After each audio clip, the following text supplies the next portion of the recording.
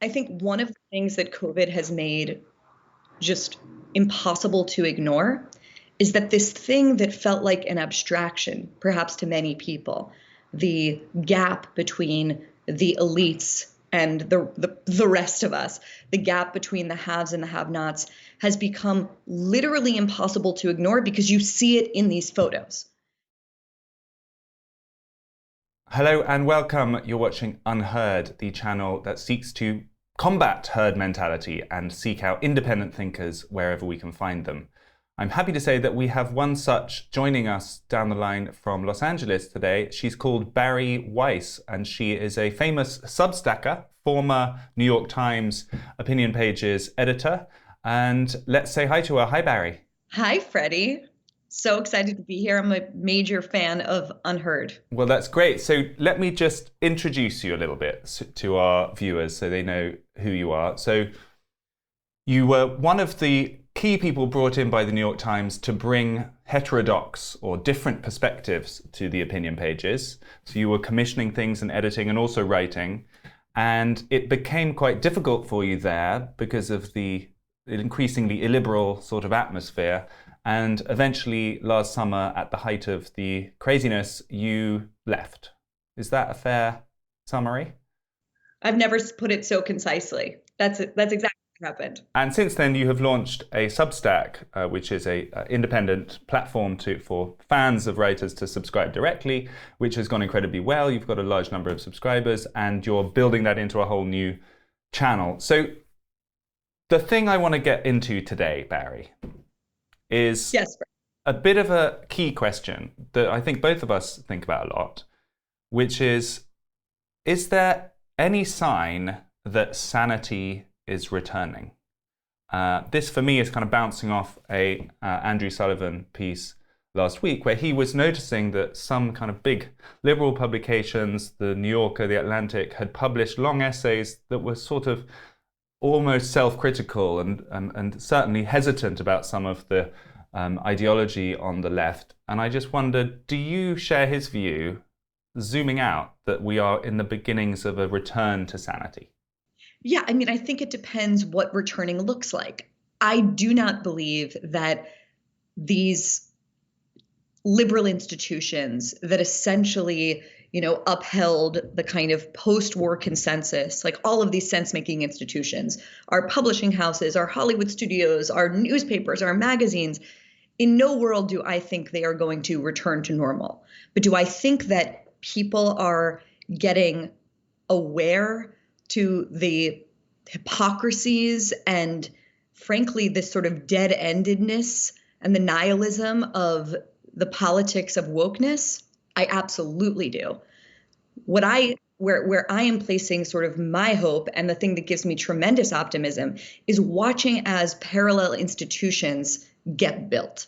That's where I think all of the energy is. That's where I think the heterodox voices are. And I think increasingly, and we're talking the morning after the Met Gala. I don't know to what extent your audience follows the Met Gala, but watching the spectacle of, the premier, I would say, standard bearer of woke politics, Alexandria Ocasio-Cortez, show up at an event that cost $35,000 a seat, I believe, wearing a white, tight bodice, she's gorgeous dress that says "tax the rich" on the back, while all of the staffers there are having to wear masks. I'm sorry, there's no way that you can watch that spectacle and not think, this is insane. These are the same people who are trying to tell parents that their 2 and 3 and 4 and 5-year-old children need to spend all day at preschool masked. And yet here they are, at this, ridiculous, opulent spectacle, and flaunting the very rules that they want for the rest of us. So when It's Marie Antoinette levels. Exactly. It's Versailles-like. And when you see that kind of, my wife was joking that she's going to personally exhume Tom Wolfe from the grave so that he could write about last night's event, because it was just so rich. And frankly, the more we see the Gavin Newsoms, the governor of California, dining out at the French Laundry, one of the great restaurants in the world, at the height of COVID.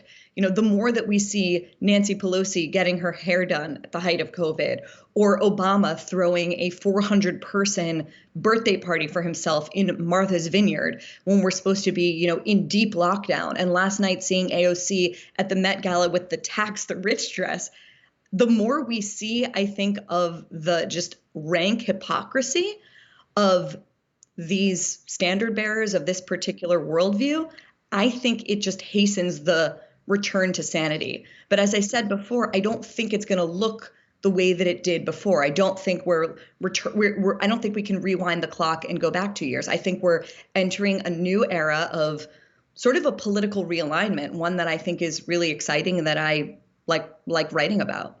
So some people today were saying that actually, wearing the dress was a hilarious, ironic statement because she was, doing what all good people who want to change the culture are doing. She went into the heart of power with a message they didn't want to hear, etc.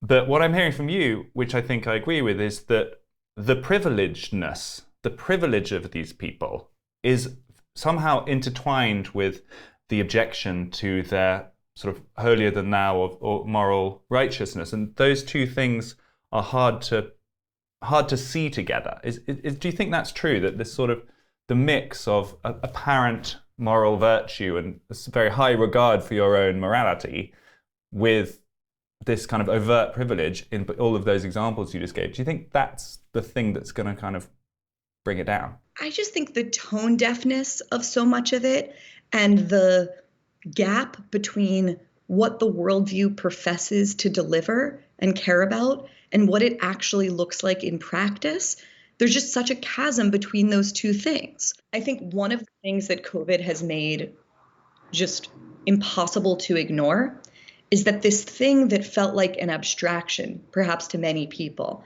the gap between the elites and the rest of us, the gap between the haves and the have-nots, has become literally impossible to ignore because you see it in these photos.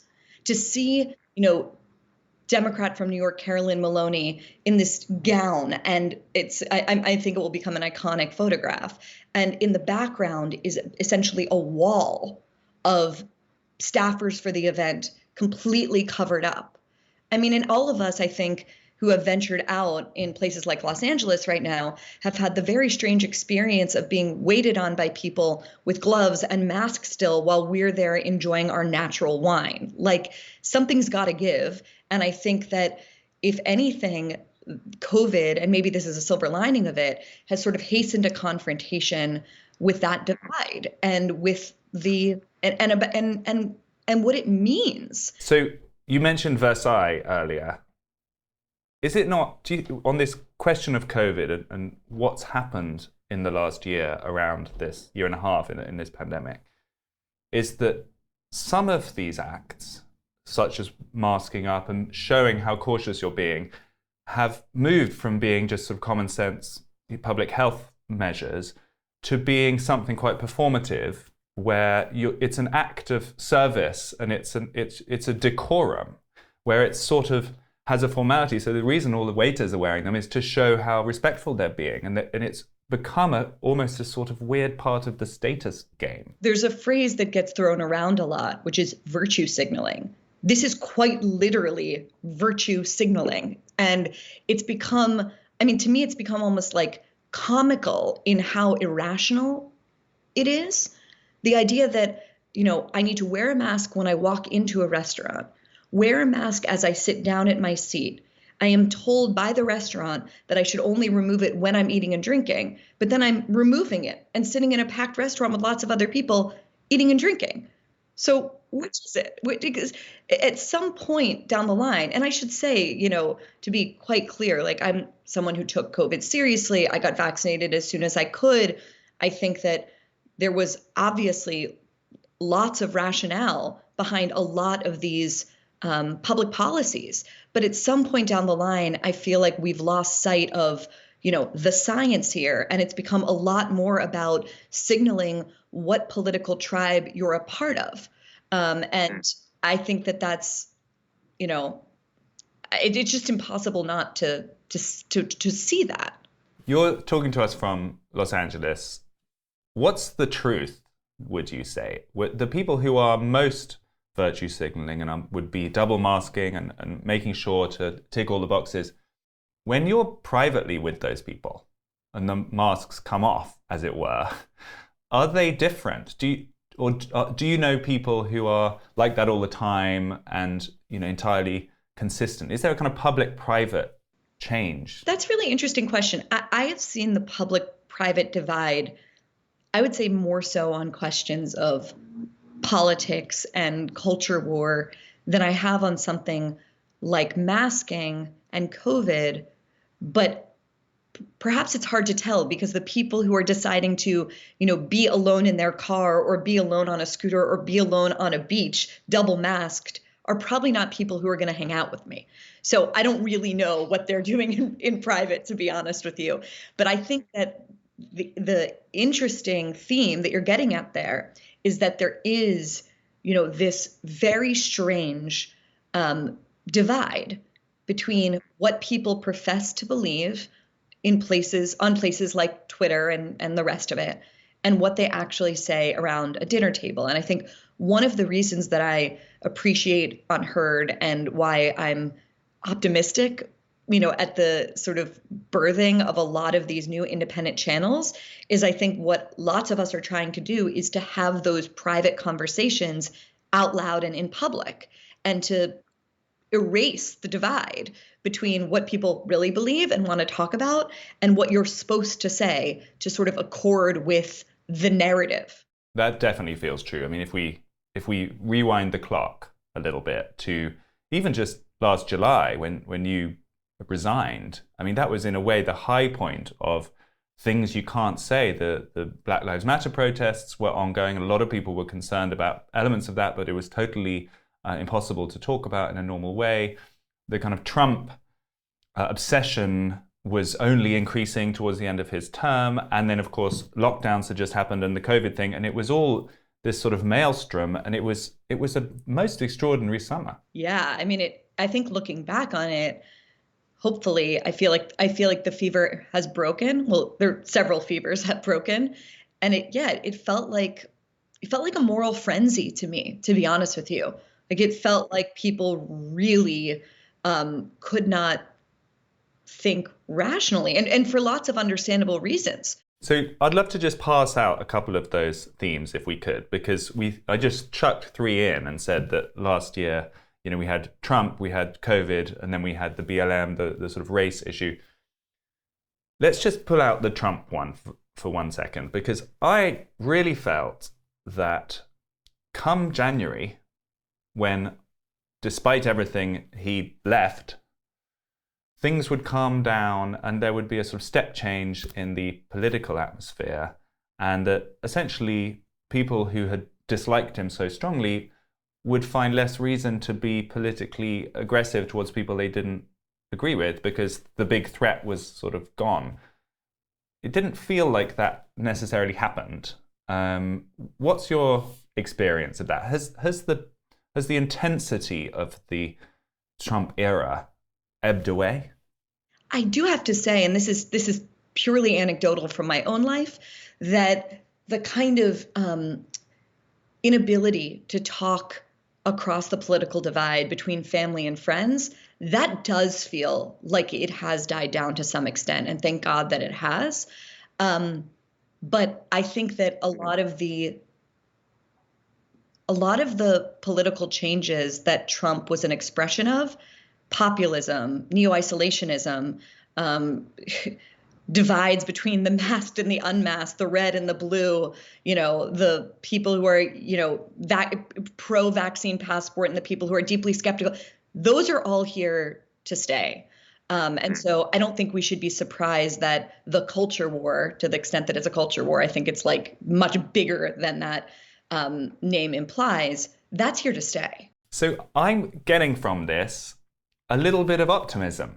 Bari, are we allowed to feel optimistic? Because actually, it does feel like the answer to the question I posed in the beginning of whether some sanity is returning seems to be yes, even if it's pockets of it or a slight change in mood. And of course, the success you've had with your new platform must make you feel like there's a lot of people out there who want to get past these sort of dry divisions that weren't really making anyone any wiser and want to have a more interesting, more positive conversation. I would say that I feel deeply optimistic, but the thing that makes me optimistic, and this is, I think, one of the genuine, real divides, is the question among people who are dissatisfied. The question becomes, better to spend our time reforming old institutions that have sort of betrayed their missions, or better to spend what little time we have on this planet building new things? And the more I've thrown myself into the latter, and the more I have sort of seen all of the other people who feel the same way, who are trying to build things like new schools. I met two of them last night, new university, new magazines, new publications, new, the more optimistic I feel. And I will say, just speaking very personally, when I was at the New York Times, I felt so pessimistic and also isolated and bad and lots of other things.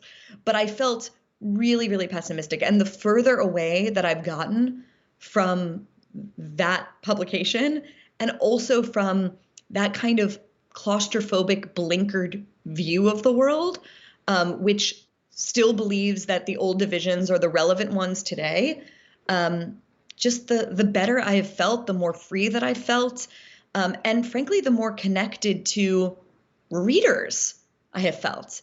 I just don't worry anymore about whether or not what I'm writing or commissioning adheres to the orthodoxy. I don't think about that at all. And that's made me feel really good. So do you think then it's about not having a political view? Is that what you would claim, that it's actually an allegiance to kind of skepticism, to questioning, to seeking out, to whatever is less heard and less out there, or do you own a political viewpoint?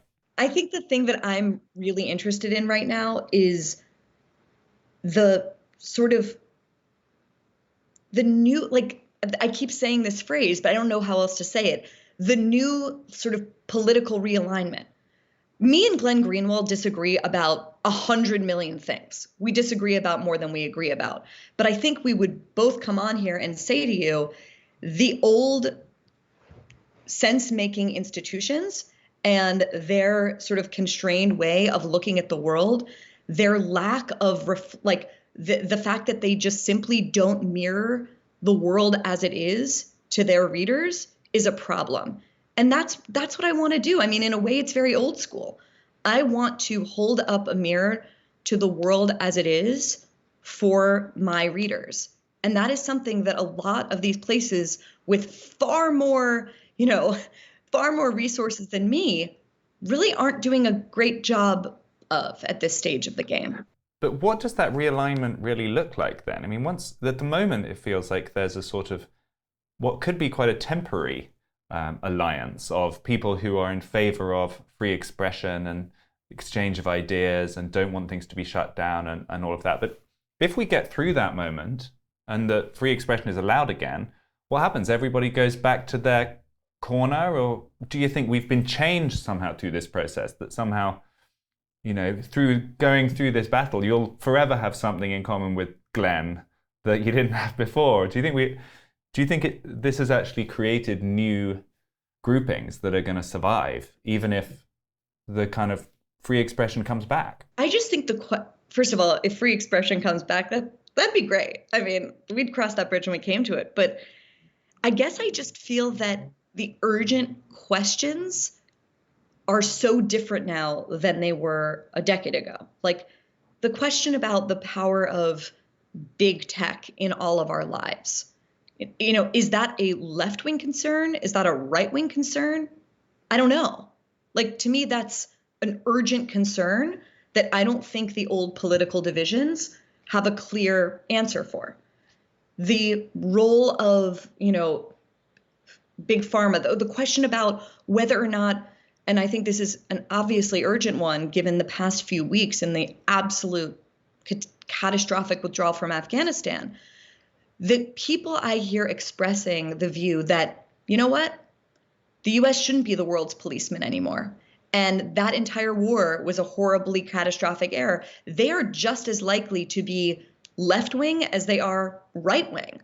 Like, all I'm saying is, like, that's what I'm interested in is, wow, like, that view is coming from places that are, according to the old sort of divisions, on opposite sides, but they're speaking exactly the same language now. Why is that? What does that mean? Those are the questions I'm being drawn to. I mean, so you probably would get some actual Republican politicians agreeing with both of those positions, and you probably would get some left Democrats as well. So I mean, I would say they are actually reflected in the establishment to some extent, except they are sort of the left and the right. It's the middle that doesn't seem to see the world the same way. Do you think that's fair? I'm not exactly sure what you're asking. I'm thinking of people like Josh Hawley on the right of the Republican Party, if it is the right, and then you might have someone like Elizabeth Warren on the left of the Democrat Party. Both of those would be very anxious about the power of big tech. Both of those would be very skeptical about foreign adventures and sending troops overseas at this point. I agree, and isn't that a novel I mean, that's a huge development that isn't yet reflected, I don't think, in the people who still believe that, the future of the Democratic Party looks like Chuck Schumer's worldview. It just doesn't anymore. Like, here's another way to put it. The political energy in this country right now, and maybe this is relevant in your context too, it's not in the center anymore. It's just not. It's the political energy in this country is with, and I don't want to say the extremes, it's not necessarily extreme, but they're with the kinds of people that you just mentioned. On the right, it's with the J.D. Vances and the Josh Hawleys. And on the left, it's with the AOCs and the Rashida Tlaibs and Ilhan Omar. That is a enormous transformation from where we were politically in this country a decade ago, to say nothing of 2 decades ago. Like, and what does that mean? And what does that mean? And for someone like me, who's always seen myself sort of in the center, I'm like, wow, like, I don't even know where I fit in anymore. Let me throw one final factor at you, Bari, if we try to unpick all of this, which is the generational factor. Because both of us are, to some extent, at the slightly older end of what could still just about claim to be a millennial. I think there was a term that was called geriatric millennial that someone... Yeah, we're elder millennials, and I don't know if you can see my grays, but no, we building can't. a stock is, we can't. I fully transformed to the geriatric part of that. But the question is, do you think there's a generational thing? Because I feel this, and I don't know if you do too, that actually our sort of generation sits in the middle in some sense, and so maybe can understand how older people view the world and don't think that's bad and evil, because we lived in that world, and we just about have enough connection to some of the younger people to understand that they're not bad and evil either. What do you think? Is there a special role for you and your kind in healing these divides as the generational middle person? I guess we're the bridge generation. I don't know. That's a really good question. I guess the thing that has made me feel old is I have a very deep sense that it is so hard to build things. It is so hard to build healthy cultures and healthy institutions and, like all of this around us. It's really difficult. And it is so easy to tear things down. And I guess the thing that has made me feel older than anything in the past few years is the tear down energy, which, by the way, doesn't just come from the younger generation. It's sort of like everywhere in the culture right now. I don't relate to that energy. at all. And it might be because, I don't know, it might be because of who I am.